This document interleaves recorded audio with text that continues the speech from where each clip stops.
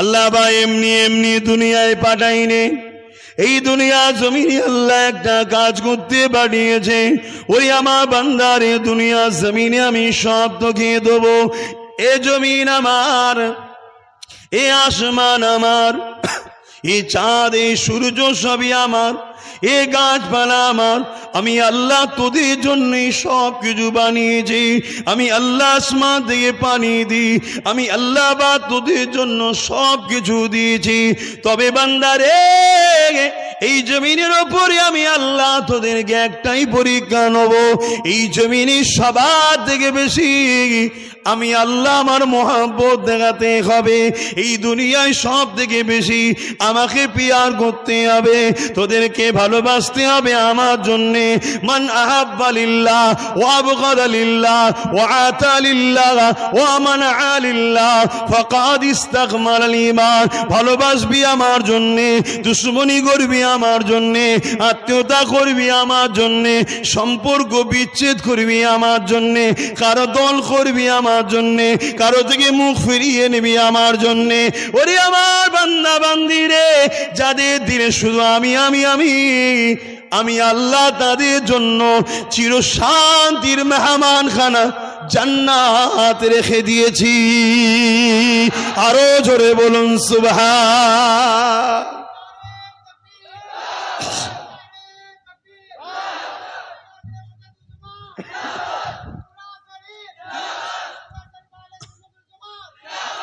আল্লাহ কিন্তু পরীক্ষা নেবে। আল্লাহ কাকে কখনো ধন দৌলত দিয়ে পরীক্ষা নেয়, কখনো কাউকে ধন দৌলত কিনে নিয়ে গরিব বানিয়ে পরীক্ষা নেয়। আল্লাহ পাক কাউকে সংসার জীবনে জড়িয়ে দিয়ে পরীক্ষা নেয়। আবার কখনো আল্লাহ আওলাদ সন্তানদেরকে নিয়ে পরীক্ষা নেয়। আবার কখনো আল্লাহ জালিম হুকুমাতের আন্ডারে রেখে তাদেরকে পরীক্ষা নেয়।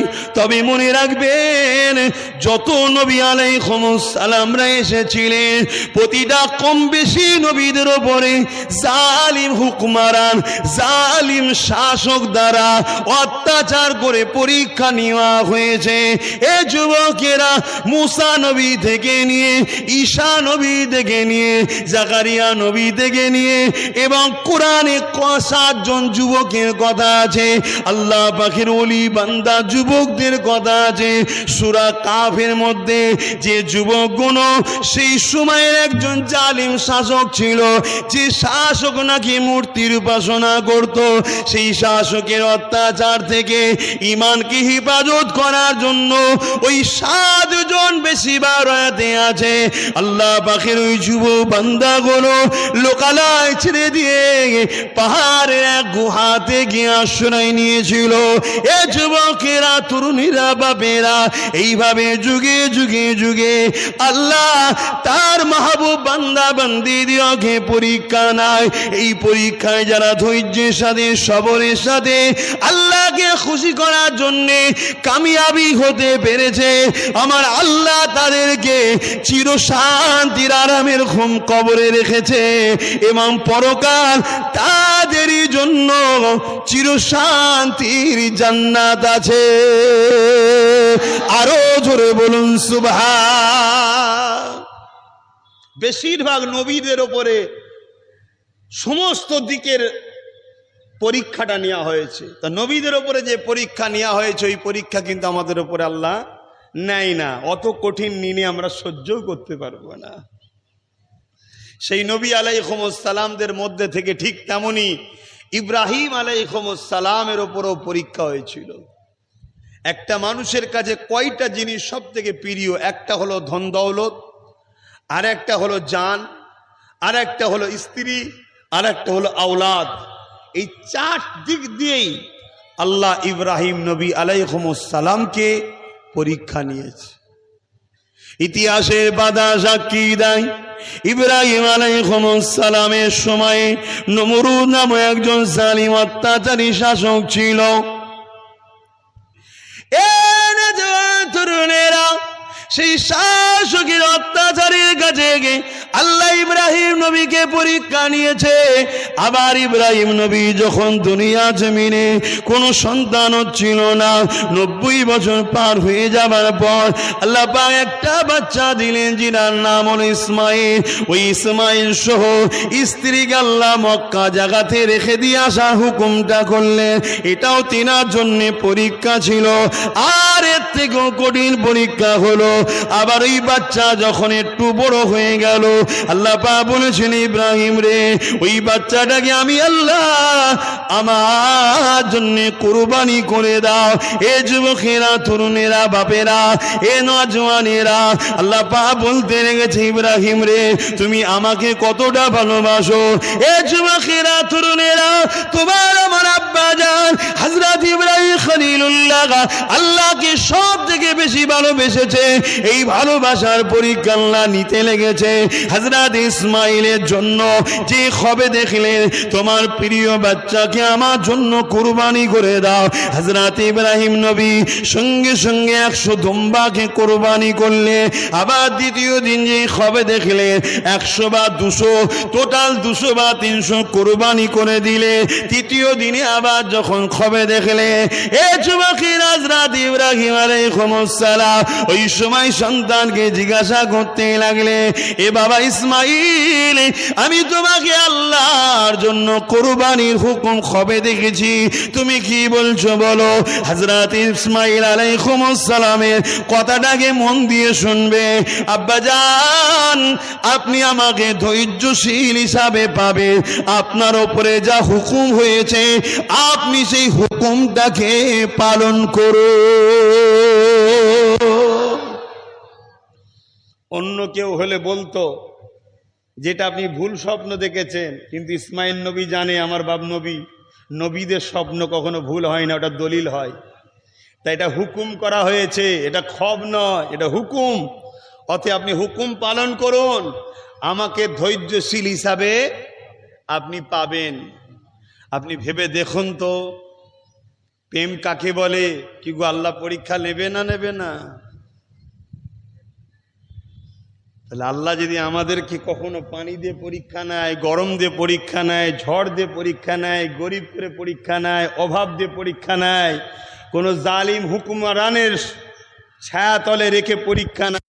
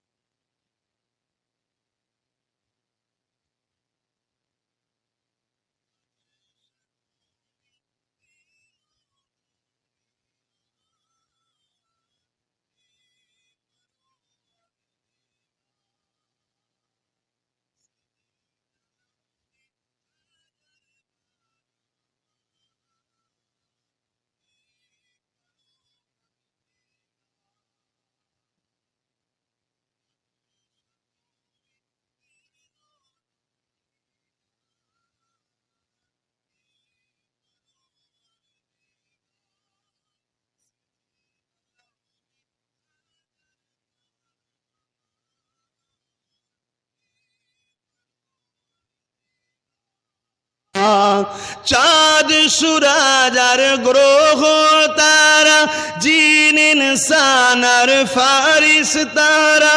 চাঁদ সূরজ আর গ্রহ তারা, জিন ইনসান আর ফারিস্তারা। দিন রজনী গাইছে তারা, দিন রজনী গাইছে তারা, মহিমা তোমার হে পরওয়ারদিগার। বাদশা তুমি দিন দুনিয়ার, হে পরওয়ারদিগার। তোমার নূরে রোশনি পরোশি উজ্জ্বল হয় যে রবিও শোষে তোমার নূরে রোশনি পরশে উজ্জ্বল হয় যে রবিও শোষে রঙিন হয়ে ওঠে বিকশে রঙিন হয়ে ওঠে বিকশে ফুল যে বাগিচায় হে পরওয়ারদিগার বাদশা তুমি দিন দুনিয়ার হে পরওয়ারদিগার সজদা লোগে হাজার বার আমার হে পরওয়ারদিগার আল্লাহুম্মা সাল্লি আলা সাইয়্যিদিনা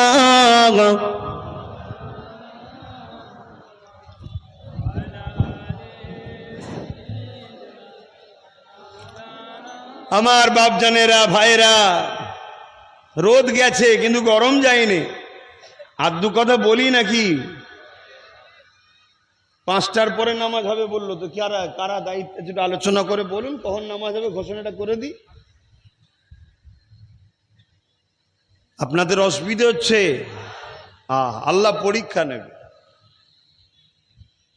এমনি এমনি হয়ে যাবে না বাপ এমনি এমনি হবে না আল্লাহ বলেছেন আমি দুনিয়ায় যাকে কষ্ট দেব আখিরাতে তাকে কোনো কষ্ট দেব না আর দুনিয়ায় যে শান্তি পাবে আখিরাত সে কখনো শান্তি পাবে না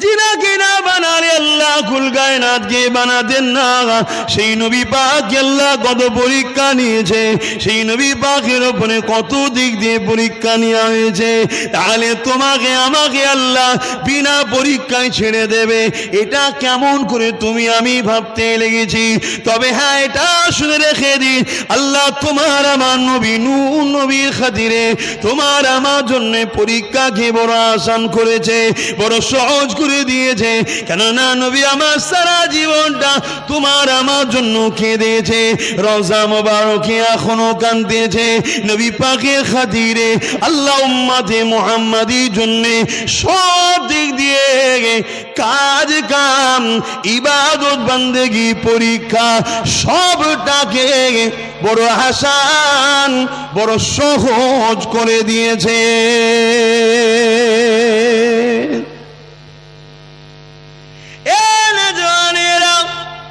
हजरत इब्राहिम अलैहिस्सलाम के আল্লাহ পাক কিভাবে পরীক্ষা নিয়েছিলেন দেখুন নমরুদের সামনে যখন ইব্রাহিম নবী দাঁড়িয়ে বললেন আমি এক আল্লাহ ছাড়া দ্বিতীয় কাউকে মানি না তোমরা সূর্যের উপাসনা করো আমি করি না তোমরা চাঁদের উপাসনা করো আমি করি না তোমরা নিজেদের হাতে তৈরি করে হাজারো নকল নকল খোদা তৈরি করেছো ওগুলো কি আমি ইব্রাহিম মানি না হে নমরুদ তুমি নিজেকে খোদা দাবি করেছো আমি তোমাকেও খোদা বলে মানি না আমি তিনাকে খোদা বলে মানি যিনি মরাকে জিন্দা দেয় জান দেয় এবং মৃত্যুকে জিন্দা করে আর জিন্দাকে মৃত্যু দেয় মওত দেয় এই কথাটা যখনই নমরুদ বলল শুনলো ওই সময় নমরুদ বলতে লেগেছে এই ইব্রাহিম এটা তো আমিও করতে পারি সঙ্গে সঙ্গে কারাগার থেকে বন্দী দুজনকে নিয়ে আসলো একজনের কালকে ফাঁসির অর্ডার ছিল আর একজনের কালকে জামিন হয়ে যাবার ব্যাপার ছিল ইব্রাহিম নবী সামনে নিয়ে এসে ওই সময় নমরুদ কি করলো যার কালকে ফাঁসির অর্ডার ছিল তাকে নমরুদ রিহাই করে দিল দিয়ে বলতে লাগলো ইব্রাহিম রে দেখো এর কালকে মৃত্যুর খবর ছিল আমি একে জিন্দা করে দিলাম একে জীবন দিলাম হায়াত দিলাম একে বাঁচিয়ে দিলাম আর কালকে যার মরণের ফাঁসি দিবার কথা যে মৃত্যু রিহাই দিবার কথা ছিল আজাদ হয়ে যাবার কথা ছিল নমরুদ তাকে মৃত্যুদণ্ড দিয়ে দিল ইব্রাহিম নবী মুচকি হাসলেন কিন্তু তর্কে গেলেন না কেননা আব্বা বুঝিয়ে দিল মূর্খ সঙ্গে তর্ক করতে না তাই আব্বা দ্বিতীয় কথা বলল এ নমরুদ শুনে রেখে দাও আমি তিনাকে আল্লাহ বলে মানে যিনি পূব থেকে সূর্য তোলে পশ্চিমে অস্ত দেয় এবং তিনি আবার একদিন ওই পশ্চিম থেকে সূর্যকে উঠাবে। তাই তুমি যদি খোদা হও পশ্চিম থেকে সূর্যকে তুলে দেখাও। কিন্তু নমরুদ ওই জায়গায় মাথা হ্যাট হয়ে গেল, পারল না। কিন্তু অন্যায়কারী জালিম শাসকের একটা চরিত্র শুনে রাখে, যুগে যুগে যারা অত্যাচারী শাসক হয়েছে যখন তাদেরকে বলা হয় তুমি অন্যায় করছো, তুমি ভুল করছো, তর্কে যুক্তি যখন পারে না সে ক্ষমতা দেখাতে লাগে। সেই দিন নমরুদ যখন দেখলো ইব্রাহিম ঠিক বলছে মেনে নেওয়া ছেড়ে দিয়ে ইব্রাহিমের কাছে ক্ষমতা দেখাতে লাগলো। কি করতে লাগলো? আগুন তৈরি করে দিয়ে আব্বা ইব্রাহিমকে আগুনে ফেলে দিতে লাগলো। এ যুবকেরা, আজও যদি তোমাদের সামনে কোন অত্যাচারী শাসক যদি অন্যায় করে আর তোমরা যদি তার অন্যায়ের বিরোধী করো, ওই মূর্খ দেখবেন আজকে দিনে গায়ের জোর দেখাবে। এই গায়ের জোর দেখাতে গিয়ে যদি কারো জেল হয়ে যায়, যদি কারো কারবার নষ্ট হয়, যদি কারো ঘর ভেঙে দেওয়া হয়, যদি কারোর উপরে জুলুম করা হয়, যদি কাউকে মারধর করা হয়, মনে রেখে দেবে আমার আল্লাহ তোমাকে ভালোবাসে, তাই পরীক্ষা নিচ্ছে। এই পরীক্ষায় তোমাকে ধৈর্য সবরের সাথে সত্যের পক্ষে দাঁড়াতে হবে। আরো জোরে বলুন সুবহান। তবেই তো তুমি ইব্রাহিম নবীর সন্তান। ইব্রাহিম নবী মুসলিম জাতির পিতা, জানেন তো নাকি? তবেই তো তুমি ইসলাম ইব্রাহিম নবীর সন্তান হতে পারলে। কেন তোমার আব্বা হযরত ইব্রাহিম আলাইহিস সালাম যখন সত্য কথা বলল, আরো জালিম শাসক নমরুদ দেখল আরে আমি তো হেরে যাচ্ছি, হেরে যখন যাচ্ছে গায়ের জোর শুরু করে, ধরো ইব্রাহিমকে, ওসব কথা ছাড়ো তো, আগুন তৈরি করো, ইব্রাহিমকে পোড়ানো হবে। আরে গায়ের জোর দেখানো আজও চলে না? চলে না, বিশ্বজুড়ে চলছে। দেখো না প্যালেস্টাইনের উপরে গায়ের জোর দেখিয়ে পৃথিবীর সন্ত্রাসগুলো সন্ত্রাসী করছে, দেখুন। অথচ তাদের সম্পদ কিনে নেওয়া হচ্ছে জোর করে। এতে প্যালেস্টাইনবাসী কিন্তু আলহামদুলিল্লাহ বলছে। আমরা তো দস্তখানে বসে খাবার থেকে নাক ঠিক রাখতে পারি না, কখন খাবো, হাত ধুইছি কি ভুলে যাই, বিসমিল্লাহ বলা হয়েছে কি ভুলে যায়। আর প্যালেস্টাইনের বাপ মাকে স্যালুট জানায়, প্যালেস্টাইনবাসীকে ধন্য জানায়। কারো বাড়িতে 10টা, কারো বাড়িতে 5টা পরিবারের সন্তান সব শহীদ হয়ে গেছে, এরপরও তাদের মুখে হাসি যায়নি। তারা একটাই কথা বলছে, আল্লাহ পরীক্ষা নিচ্ছে, জিহালে রেখেছে শুকরিয়া। জোরে বলুন সুবহানাল্লাহ। আরো জোরে বলুন, আরো জোরে বলুন। তাদের জন্য একবার শুকরিয়া আদায় করে বলি আলহামদুলিল্লাহ। অত সহজ জান্নাত পাওয়া?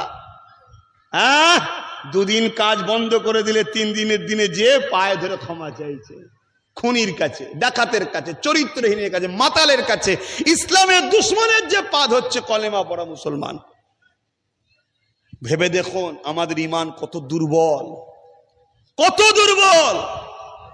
আর ইব্রাহিম আলাইহিস সালামকে আগুনে পোড়ানো হবে। ইব্রাহিম নবী আলাইহিস সালামকে বন্দি করে রাখা হয়েছে, বিশাল আগুনের কুণ্ডু তৈরি করা হচ্ছে, 3 মাস ধরে আগুন জড়ো, কাঠ জড়ো করা হয়েছে। তাহলে কত বড় বুঝতে পারছেন? এত আগুন ধরেছে, কয়েক মাইল দূর থেকে লোক আর কাছে যেতে পারছে না, এত তাপ।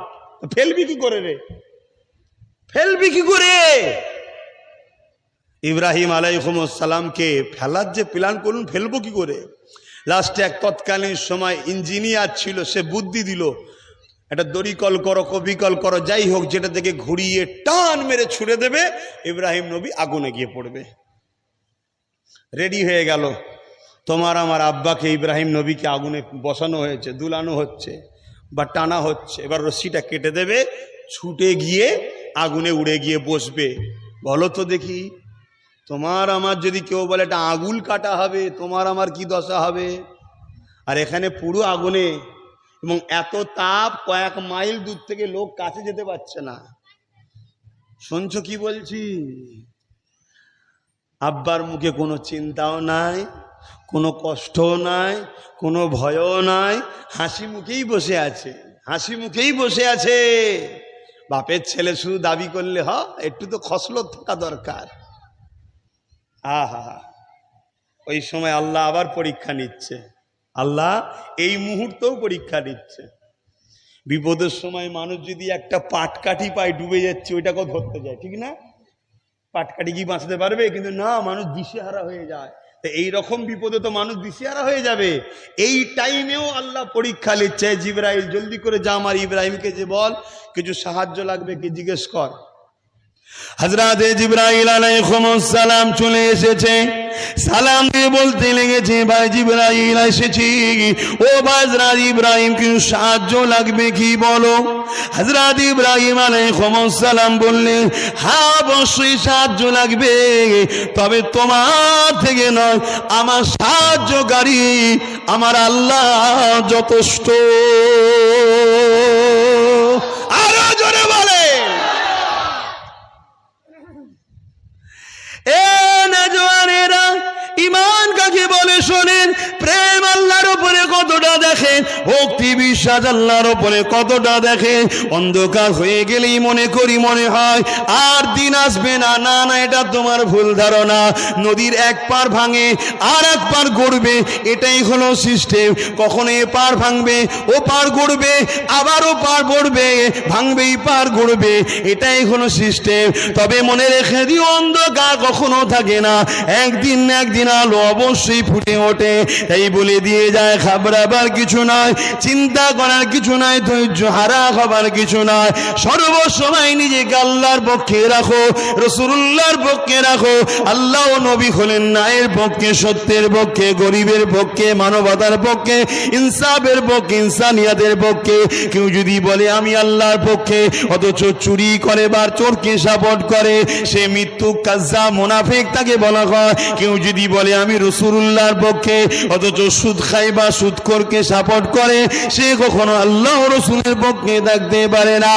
এ যুবকেরা, হযরত ইব্রাহিম আলাইহিস সালাম এইভাবেই যখন বলতে লাগলেন, জিবরাইল সাহায্য অবশ্যই লাগবে, আল্লাহর তোমার কাছে নয়।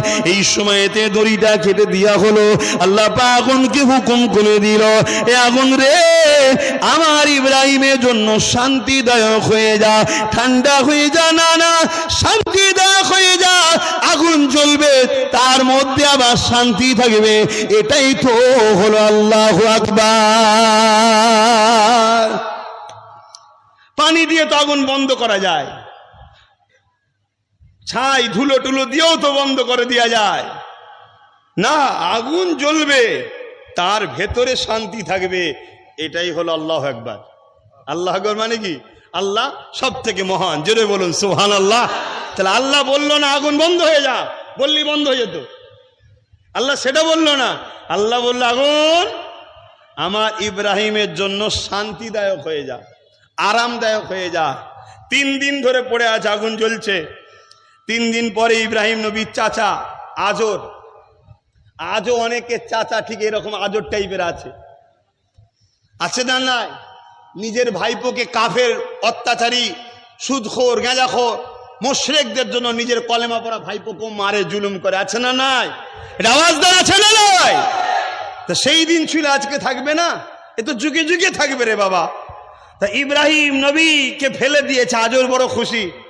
ইব্রাহিম নবীর চাচা ছিল, তা ওই চাচা নমরুদের বাড়ির ছাদে উঠেছে, প্রাসাদে উঠে দেখছে আমার ভাইপো 3 দিন হয়ে গেছে পুড়ে, কয়লাটা একটু দেখি কমসে কম। উঠে দেখছে ইব্রাহিম নবী ফুলের বাগানে ঘুরছে ফিরছে, খাচ্ছে। জোরে বলুন সুবহানাল্লাহ। আরো জোরে বলুন নারে দেবে। আহা, আল্লাহু আকবার। আল্লাহ কি না পারে? হ্যাঁ, সেই ঈমানটুকু তো রাখতে হবে। তাহলে আল্লাহর পরীক্ষা দেখছেন। আব্বাজান ইব্রাহিম আলাইহিস সালাম বলেছিলেন, এ বিশ্বে মানুষ রেখে দাও, ও হযরতে জিবরাইল রে, এই আগুনে আমাকে ফেলা হচ্ছে, নমরুদ আমাকে আগুনে ফেলছে, এটা আমার আল্লাহ দেখতে লেগেছে। আমার আল্লাহ যদি তিনি চান আমি নমরুদের আগুনে পুড়ে ছাই হয়ে যায়, আমি একবার নয়, দুবার নয়, 3 বার নয়, আবার যদি আল্লাহ জান দেয়, আবার ইব্রাহিমকে ফেলে দেয়, ইব্রাহিম আবার পুড়ে ছাই হয়ে যাবে।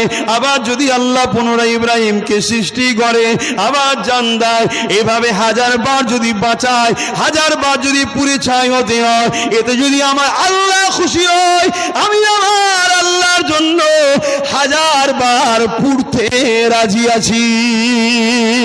এ যুবকেরা তাহলে বলো তো দেখি, হকের পক্ষে, গরিবের পক্ষে, এতিমের পক্ষে থাকার জন্যে, আল্লাহ তোমাকে ভালোবেসে পরীক্ষা নিবার জন্যে তোমাকে যদি জেল খাটিয়ে আল্লাহ খুশি হয়, তুমি আল্লাহর জন্য জেলে যেতে রাজি আছো না? না। আল্লাহ যদি তোমার রুজির রাস্তা বন্ধ করে দিয়ে কিছুদিনের জন্য তোমাকে পরীক্ষা নিয়ে তিনি যদি খুশি হয়, এ যুবকের বাপেরা, মায়েরা, রেজেকের মালিক তো তিনি, মায়ের পেট থেকে তো কিছুই নিয়ে আসি না, তিনার খুশির জন্য কেন আমরা মন খারাপ করি? অতএব আল্লাহর খুশির জন্য যত রকম সমস্যা আসুক না কেন সবটাকে মেনে নিতে রাজি, তবে জীবনে কোনোদিন অন্যায় সঙ্গে আপোষ করতে রাজি নয়, জীবনে কোনোদিন আল্লাহ বিরোধী কাজ করতে রাজি নয়, জীবনে কোনোদিন কোরআনের দুশ্মনের সঙ্গে হাত মিলাতে রাজি নয়, জীবনে কোনোদিন মসজিদ মাদ্রাসার দুশ্মনের সঙ্গে হাত মিলাতে রাজি নয়, জীবনে কোনোদিন রাসূলুল্লাহ সামনে যে আঘাত করে তার সঙ্গে হাত মিলাতে রাজি নয়, যে আল্লাহর সঙ্গে অংশীদার করে, এ যুবকেরা, তরুণেরা, যতই সমস্যা আসুক না কেন তাদের সঙ্গে হাত মিলাতে কখনো রাজি নয়। এতে যদি হাত কাটতে হয় কেটে নি, এতে যদি ধর থেকে কল্লা আলাদা করতে হয় করে দিই, কোনো অসুবিধে নাই। কেননা আমরা তো এজিদি নয়, আমরা তো হোসাইনি। আরো জোরে বলুন সুবহান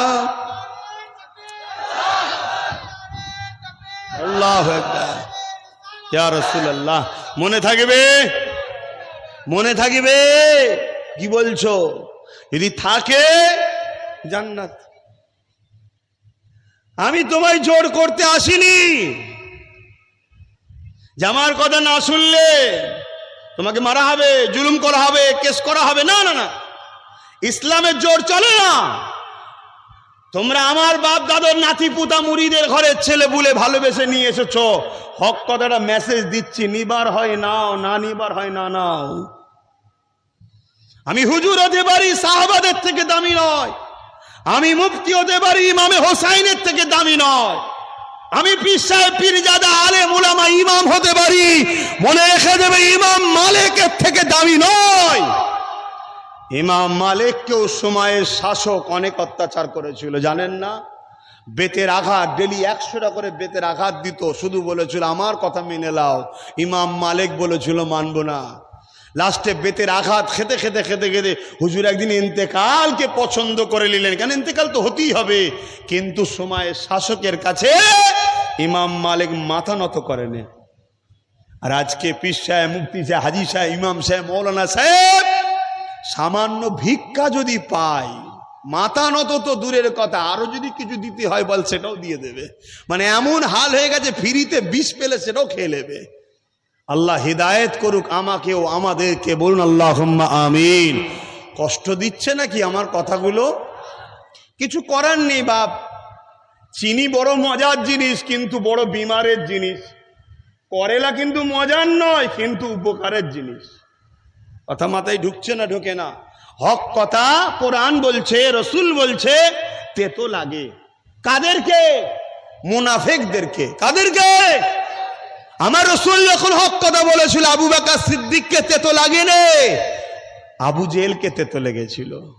সেই নবীর গোলাম, নবীর দিনের একজন নগণ্য খাদেম, আজ যখন আমি কথা বলবো, আজকের আবু জেহেল ও তার চালাদের তেতো লাগতে পারে। এর জন্য কি হক কথা বলা বন্ধ করে দেবো? এই মেম্বারটা কি রাসূলুল্লাহর মেম্বার তো নাকি? এটা নবীর পক্ষে কথা বলার জন্য নিয়ে এসেছেন। হ্যাঁ, খুব ভালো ধারে বোঝে। আমরা গোশ খাওয়াকে কুরবানি মনে করলাম, আমরা গোশ খাওয়াকে কুরবানি মনে করলাম না। 10 লাখ 20 লাখ টাকা দিয়ে গোশ খাওয়ার জন্য কুরবানি করার নাম কুরবানি নয়। আগে নিজেকে আল্লাহর জন্য কুরবান করার নাম হলো কুরবানি। তুমি আগে পরীক্ষা দাও আল্লাহর কাছে, তুমি তাকে কত ভালোবাসো। তুমি নিজেকে তার জন্য কুরবানি করতে পারবে? আমি হুজুর আমার মুরিদরা কুরবানি দিচ্ছে, আমি না দিলে হয়? লিয়ায় 2 4টে 10টা 20টা, ও আলাদা জিনিস বাপ।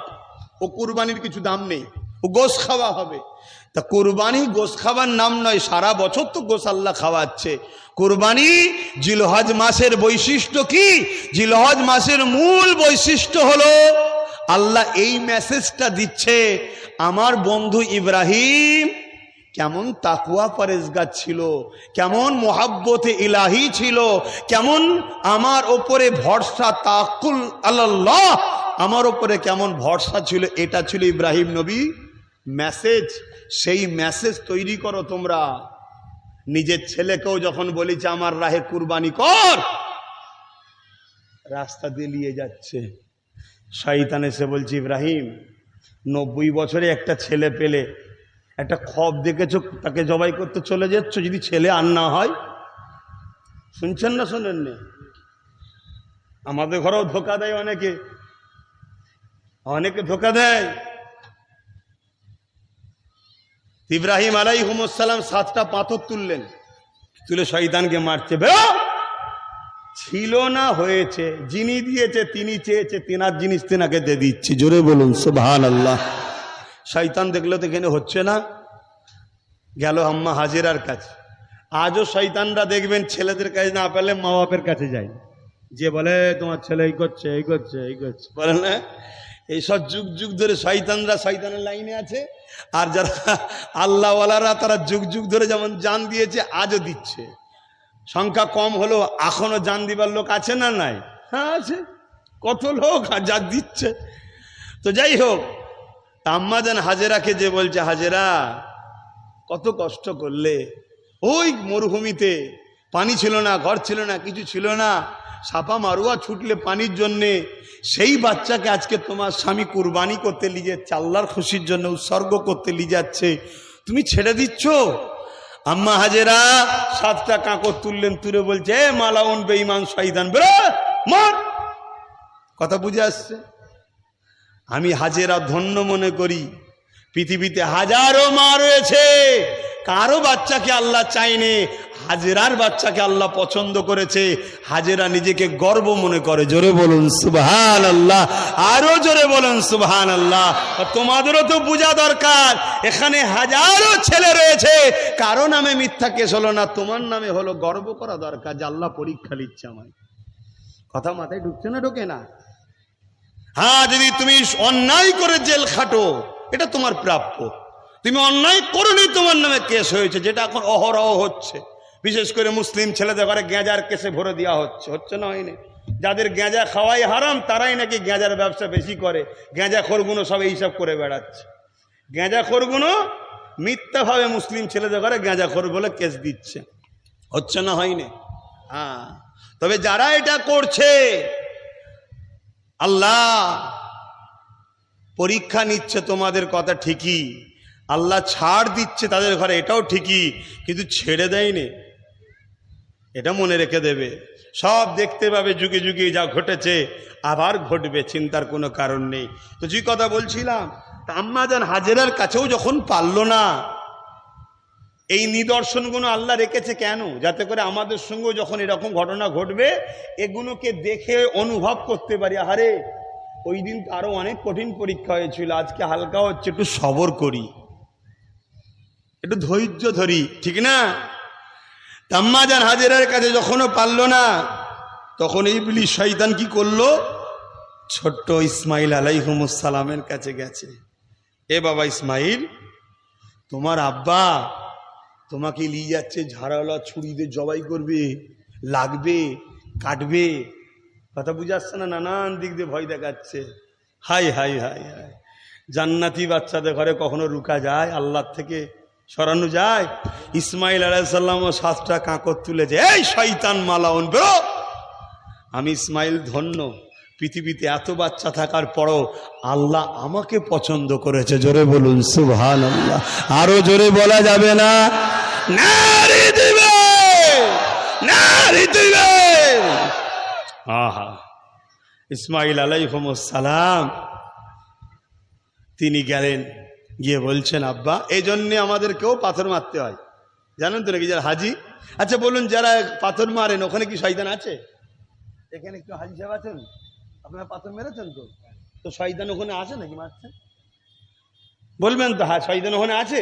শয়তান তো সব পাড়ায় পাড়ায় ঘুরে বেড়াচ্ছে। এই শয়তান পাড়ায় পাড়ায় আছে না? নাই? এই যে বদমাইশি, সুদ খাওয়া, জেনা করা, ব্যভিচারী করা, খুন করা, এগুলো কি শয়তানের অসাতেই হচ্ছে? তো শয়তান ওখানে আছে কে বলল? না, এই ইয়াদগার, এই স্মৃতিটা আল্লাহ বানাবে কেন? যাতে করে এই ইতিহাসটা মানুষ স্মরণ করে যে আল্লাহর রাহে একজন কুরবানি হচ্ছে, একজন লিজাচ্ছে এবং তার আম্মাকেও শয়তান ধোঁকা দিয়েছে। তা আগামী দিন তোমাকে একজন মৌলানা আল্লাহর রাহে ডাকছে, আর আজকের দিনের ইবলিসের অনেক চেলা তোমাকে বিভিন্নভাবে বুঝিয়ে বাজিয়ে আল্লাহ থেকে সরাতে চাইছে। তা সেই দিনের শিক্ষা থেকে তোমায় শিক্ষা নিতে হবে। হাজারো বাধা এলো, তুমি আল্লাহর রাহ ছেড়ে দিও না। জোরে বলুন সুবহানাল্লাহ। এজন্য এই সিস্টেমটাকে চালু আছে। পাথরটা মারার সময় তো প্রশ্ন উঠবে, ভাই এখানে পাথর মারবো কেন? এখানে শয়তানকে মারতে হয়। শয়তান, এটা পাথরটা শয়তান নাকি? ও তো থাম মানুষের তৈরি কর না। এখানে ইব্রাহিম আলাইহিস সালাম না, প্রথম ইব্রাহিম নবীকে এখানে ধোঁকা দিয়েছিল। ও কেন ভাই? না, এই আল্লাহর রাহে যে ছিল, আল্লাহর থেকে সরাতে চেয়েছিল। আচ্ছা আচ্ছা, তারপরে আম্মা হাজেরাকে ধোঁকা দিয়েছিল। আচ্ছা আচ্ছা আচ্ছা, তারপরে ইসমাইল আলাইহিস সালামকে ধোঁকা। এই ইতিহাসটা যে মানুষ শোনে, জানে, সেই থেকে শিক্ষা নেয়। তাহলে ইতিহাসের শিক্ষা আল্লাহ আমাদের ঘরে শিখাচ্ছে না শিখাইনি? কথা বুঝে আসছে? হ্যাঁ। তো ভাইয়ের অসুবিধা হচ্ছে মনে হচ্ছে আপনাদের এবারে? হ্যাঁ, আরে রোদ তো কমেছে, আবার অসুবিধা হবে কেন? ছেড়ে দেবো? আমাদের ওই ছেলে বুঝে গেল, কি বলবো না, কষ্ট হচ্ছে ছেলেদের মনে হচ্ছে যে বলবো। হযরত ইসমাঈল আলাইহিস সালাম তিনি বললেন, আব্বা আপনি আল্লাহর হুকুম পালন করেন, আমাকে সবরকারী হিসেবে পাবেন। হাতে পায়ে দড়ি বেঁধে দেওয়া হলো। আব্বা আপনি চোখে কাপড় বেঁধে নেন কেন? বাপ আর বেটার মধ্যে ময়াটা কে দিয়েছে? আল্লাহ। যখন সংসার করেন বেটার কোনো ময়া ছিল? যেই শুনেছেন, পরীক্ষা করেছে, বাচ্চা এসেছে, সঙ্গে সঙ্গে সেই দিন থেকে ওই দেখুন একটা টান, ভয় ঢোকার পরেই শুধু আর স্ত্রীর জন্য নয়, স্পেশাল একটা টান দেখুন চলে গেল। এই যে আপনার হৃদয়ে আর একজনের জন্য টান কে দেয়? আচ্ছা, বাচ্চা দুনিয়ায় আসেনি, কিন্তু ডাক্তার বলছে কাল বাদ পরশু আসার ডেট আছে। আপনি এক সপ্তাহ আগে থেকেই বাজার করছেন, কাপড় কিনছেন, দুলনা কিনছেন, করেন না? করেন না? এই যে টানটা অটোমেটিক হচ্ছে, এটা কে দেয়? আল্লাহ। এখানে কারো জোর চলে না, আপনি নিজেকেও কন্ট্রোল রাখতে। তাই ইসমাঈল আলাইহিস সালাম বলছেন, আব্বা বাপ আর বেটার মধ্যে যে মহব্বতটা হয়ে যায়, এটা তো আল্লাহর পক্ষ থেকেই হয়। কিন্তু আপনি বা আমি উভয় প্রমাণ করে দিয়েছি, আমার জানের থেকে বেশি আমি আল্লাহকে ভালোবাসি, আর আপনি বেটার থেকে বেশি আল্লাহকে ভালোবাসেন, আর মাও ছেলের থেকে বেশি আল্লাহকে ভালোবাসে। এই পরীক্ষায় আমরা কামিয়াব। আপনি এখন আমায় জবাই করবেন, কিন্তু নিজের চোখে একটা কাপড় বেঁধেলেন। না জানি জবাই করতে গিয়ে যদি হাতটা ফট করে একবার চলে যায়, আর কিয়ামতের দিন যদি আল্লাহ বলে, ইব্রাহিম কেন হাতটা কেঁপেছিল? আমি ইসমাইল চাই না আমার আব্বা কিয়ামতের দিনে উঠবে, সেদিন যেন এমনও প্রশ্ন হোক, আমার আব্বা কিয়ামতে উঠবে, আমার আল্লাহ ফেরেশতাদেরকে দেখিয়ে বলবে, এ ফেরেশতা দেখ, তোরা বলেছিলিস মানুষ তৈরি করবে না, আমার ইব্রাহিমকে দেখ, তার বাচ্চাকে আমার রাহে কুরবানি করেছিল। জোরে বলুন সুবহানাল্লাহ, আরো জোরে বলুন সুবহানাল্লাহ। যেন আপনাকে দেখিয়ে আল্লাহ নিজে ফখর করে ফেরেশতাদের কাছে। আব্বা, তাই আপনি চোখে কাপড়টা বেঁধে নেন। ইসমাইল নবী, ইব্রাহিম নবী কাপড় বেঁধেছে, হাত পা বাঁধা অবস্থায় বিসমিল্লাহ আল্লাহু আকবার, দেখছে কাটেনি, জবাই হয়নি। তো হুজুর ধার আছে কিনা পরীক্ষা করার জন্য একটা পাথরে মেরেছে। পাথরটা বড় ছিল, এত ধার দুটুকরো হয়েছে পাথরটা। আল্লাহু আকবার। আহা, কেন কেন কাটেনি? আল্লাহ তরোয়ালকে বলে দিয়েছে ইসমাইলের গলায় চলবি না, তরোয়ালের ক্ষমতা আছে। আগুনকে বলেছিল ইব্রাহিমকে পোড়াবি না, শান্তিদায়ক হয়ে যা, আগুনের ক্ষমতা আছে। তাহলে আগুন কি পোড়াবার ক্ষমতা রাখে যদি আল্লাহ না চায়? এই জোরে বলেন।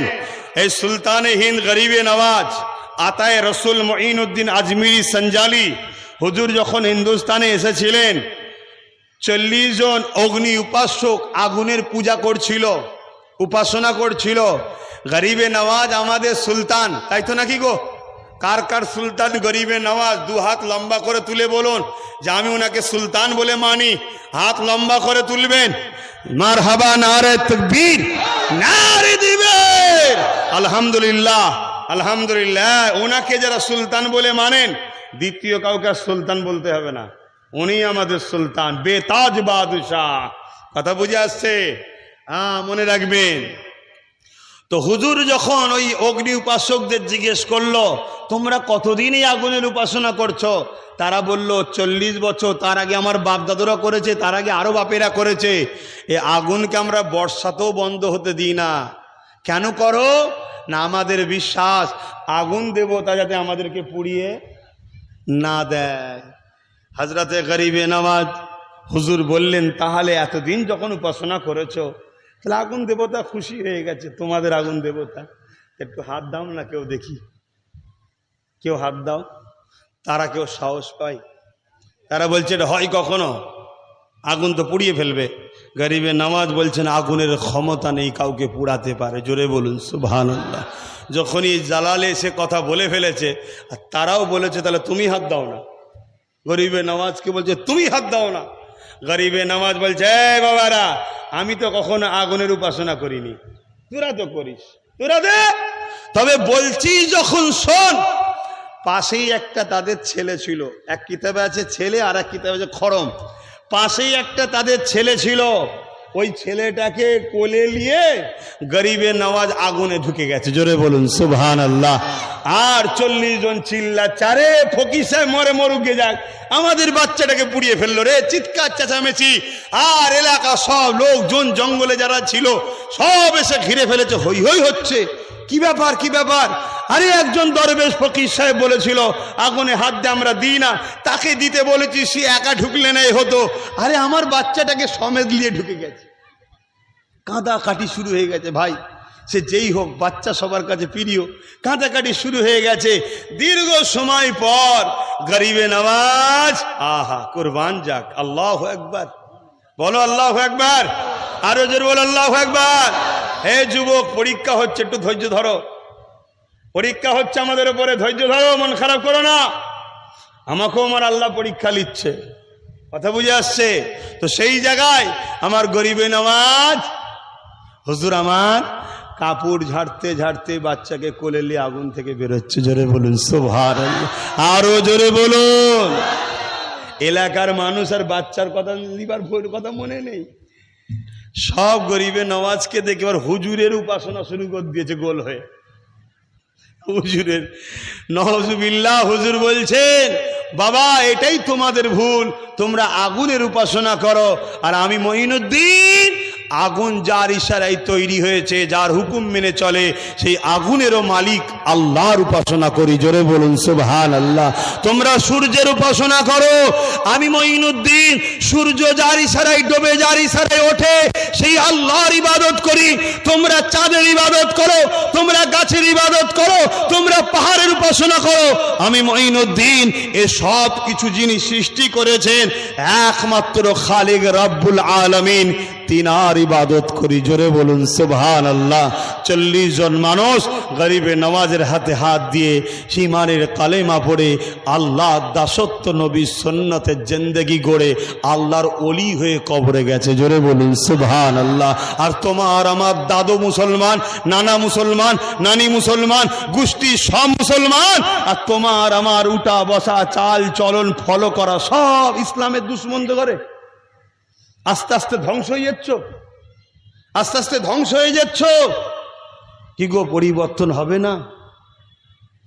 আসো আমার সোনার ভাইরা, যুবকেরা, এ দুনিয়ার মায়াজালে, পশ্চিমা দুনিয়াদের কালচারে নেচুনি। এ দুনিয়া চিরস্থায়ী নয়, চলে যেতে হবে। তো যাক, নামাজের ব্যাপার আছে, আসুন একটু সালাত ও সালাম দিয়ে নি। ইয়া নবী সালাম।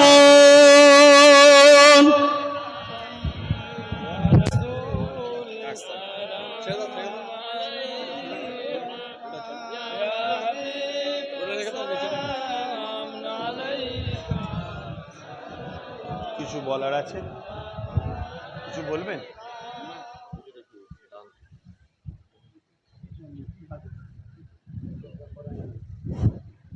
আপনারা রেডি থাকুন।